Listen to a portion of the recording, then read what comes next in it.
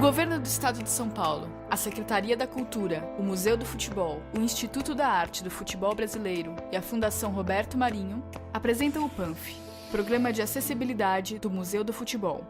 Pessoa com deficiência hoje nasceu num tempo privilegiado, né? Porque na minha época, né, de criança, de adolescente, não tinha essa ideia da pessoa com deficiência poder participar da cultura, do lazer.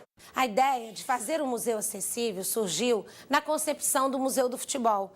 A Fundação Roberto Marinho, parceiros e projetistas tiveram que enfrentar inúmeros desafios por se tratar de uma temática tão inovadora em museus e que põe tantas quebras de paradigmas. É uma utopia nossa ainda, assim, ser mais e mais e mais acessível. O mais popular e acessível de todos os esportes só poderia ter um museu onde qualquer pessoa pode viver a experiência do conhecimento, da percepção e do aprendizado.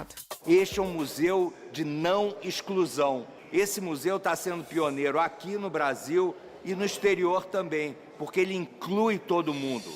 O espaço conta a história do futebol por meio de elementos que promovem e instigam a acessibilidade nas suas mais diversas formas. É o primeiro museu que eu conheço que a acessibilidade está implantada na própria expografia.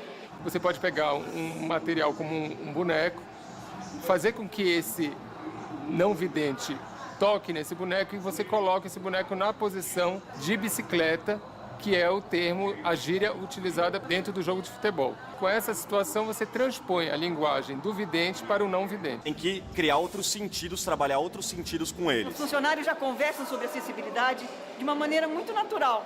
Essa naturalidade é que traz realmente o conhecimento e a quebra dos preconceitos. Toda a equipe do museu, não só o Núcleo de Ação Educativa, se dispõe, inclusive, a receber pessoas com deficiência, como no projeto, né, Deficiente Residente, conviver com as pessoas com deficiência. Iniciativa inédita do Museu do Futebol, o projeto Deficiente Residente nasceu com o objetivo de aprimorar ainda mais o atendimento ao público com deficiência, através do contato diário entre educadores e deficientes. Como chegar num cego, se a gente pode falar se ele está vendo, como é que a gente conduz ele no espaço, se a gente pega no braço dele, se é ele que pega no nosso braço. Para que a pessoa que não é deficiente possa entrar no lugar do deficiente para sentir a perspectiva e aí trazer as informações que o museu oferece. A gente vive um pouco o universo dela e ela, ao mesmo tempo, vive o nosso universo. Compartilhar experiências entre educadores e deficientes amplia as possibilidades de acessibilidade, criando novos recursos e conceitos. Cheguei em uma sala, um grupo de jovens, né, um tanto quanto apreensivos de como receberiam uma pessoa com deficiência, né, visual. E agora saber que já estão outros grupos encerrando agora o deficiente intelectual, né, e outras pessoas com deficiência, completando também esse ciclo de treinamento com os educadores. Que agora é para aprender muitas informações sobre o futebol. Conhecer os educadores e eles passearam comigo. Amanhã é o encerramento do projeto com o grupo dos educadores. Depois tem a continuação por mais 2 meses com o grupo de orientadores. Eu tô animado para isso. O Museu do Futebol disponibiliza diversos materiais de acessibilidade, como, por exemplo, o audioguia narrado por Helios Skindi. O processo de criar o audioguia foi sofisticado porque ele começa antes do museu existir, ainda durante a parte em que as plantas estão sendo desenhadas. A gente comparou o prédio do museu com um prato de sopa, porque você não pode usar metáforas visuais. A gente tem que usar recursos de coisas que estariam ao alcance da mão. Imagine um prato de sopa sobre uma mesa. O prato está virado para cima e no centro há um fumegante creme de ervilhas. O estádio do Pacaembu é como um prato de sopa. No centro do prato está o campo. Nas laterais, senta-se a torcida. Todas as salas do museu possuem textos explicativos em 3 línguas: português, inglês e espanhol. E também disponíveis em braille. São 23 maquetes táteis para público cego, com baixa visão e limitação de compreensão de linguagem. Fomos a instituições que trabalham com esse público para a gente tentar se colocar no lugar do outro, no lugar de um cadeirante, no lugar de um cego, de uma pessoa com baixa visão, de um surdo, para tentar imaginar a fruição de uma exposição desse ponto de vista. A infraestrutura do Museu do Futebol foi pensada para ser totalmente acessível.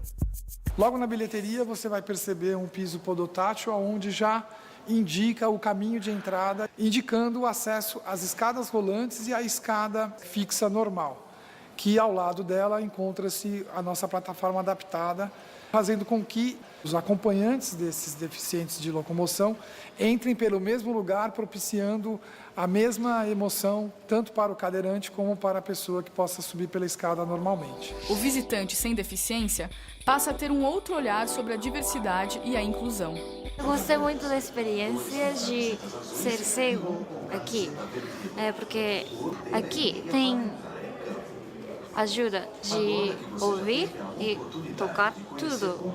Eu me senti mais alegre por estar aqui e por ver que o pessoal não esqueceu dos deficientes. O projeto do Museu do Futebol é inovador porque o museu nasceu como museu acessível, mas mais do que isso, continuou trabalhando a acessibilidade no seu cotidiano. O importante é isso, estar sempre lembrando que nós também somos seres humanos, né? Esse é o Museu do Futebol, pensado para todos.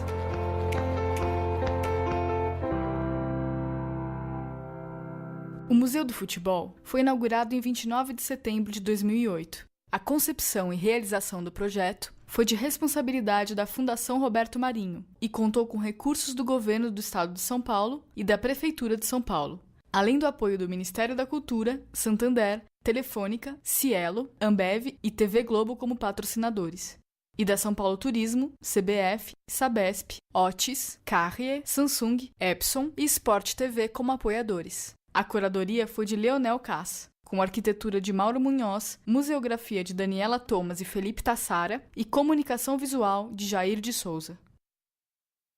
O Museu do Futebol é uma instituição pública vinculada à Secretaria da Cultura do Governo do Estado de São Paulo. Desde a sua inauguração, é gerido pelo Instituto da Arte do Futebol Brasileiro, uma organização social de cultura, entidade privada sem fins lucrativos que presta serviço público de interesse da comunidade.